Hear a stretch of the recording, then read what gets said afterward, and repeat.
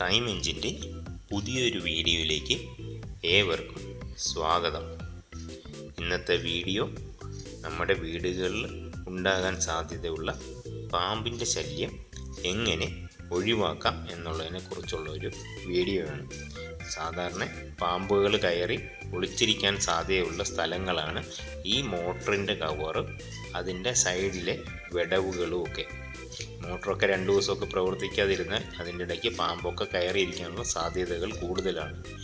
അതേപോലെ പാമ്പ് കയറുന്ന മറ്റൊരു സ്ഥലമാണ് ഇതേപോലുള്ള കിളിക്കൂടുകളും അതേപോലുള്ള കോഴിക്കൂടുകളിലും ഒക്കെ. കിളിക്കൂട്ടിലൊക്കെ കയറിക്കഴിഞ്ഞാൽ പാമ്പ് കിളിക്കുഞ്ഞുങ്ങളെയും അതുങ്ങളുടെ മുട്ടയും ഒക്കെ തിന്നാൻ സാധ്യത കൂടുതലാണ്. അതേപോലെ കോഴിക്കൂടുകളിൽ കയറിയാലും കോഴിക്കുഞ്ഞുങ്ങളെയും കോഴിമുട്ടയും ഒക്കെ ഈ പാമ്പുകൾ ഭക്ഷിക്കും.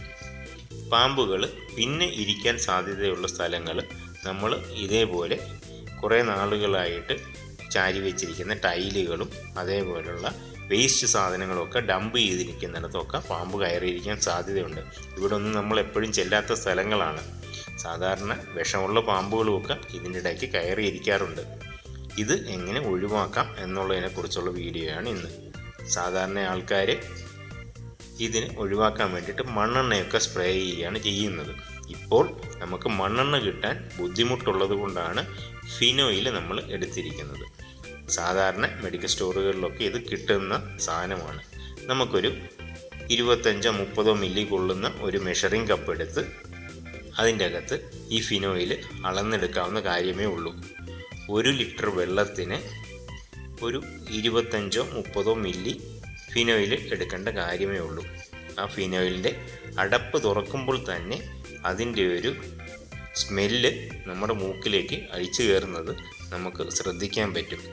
അതിൽ നിന്ന് വളരെ സൂക്ഷിച്ച് നമുക്കൊരു 20-25 ml ഫിനോയിൽ എടുത്ത് അതിന് ശേഷം ഒരു 1 ലിറ്റർ കൊള്ളുന്ന ഒരു സ്പ്രേയറിൻ്റെ അകത്ത് അത് ഒഴിച്ചെടുക്കണം. ഈ സ്പ്രേയർ 1 ലിറ്റർ വെള്ളം കൊള്ളുന്ന ഒരു സ്പ്രേയറിൻ്റെ ആവശ്യമേ ഉള്ളൂ. നമ്മളുടെ വീട്ടിലും അതിൻ്റെ പരിസരങ്ങളിലുമൊക്കെ ആ ഫിനോയിൽ നമുക്ക് സ്പ്രേ ചെയ്യാൻ പറ്റും. ആ സമയത്ത് നമ്മൾ നേരത്തെ എടുത്ത ആ ഫിനോയിൽ ഈ 1 ലിറ്റർ കൊള്ളുന്ന ആ സ്പ്രേയറിൻ്റെ അകത്തേക്ക് നമുക്ക് ആദ്യം ഒന്ന് ഒഴിച്ച് കറക്റ്റ് ചെയ്തെടുക്കാം. അതിന് ശേഷം അതിലേക്ക് നമുക്ക് 1 ലിറ്റർ വെള്ളം കൂടെ ഒഴിച്ചു കൊടുക്കാം. ഈ 25 മില്ലി ഫിനോയിലിന് 1 ലിറ്ററിൻ്റെ ആവശ്യമേ ഉള്ളൂ.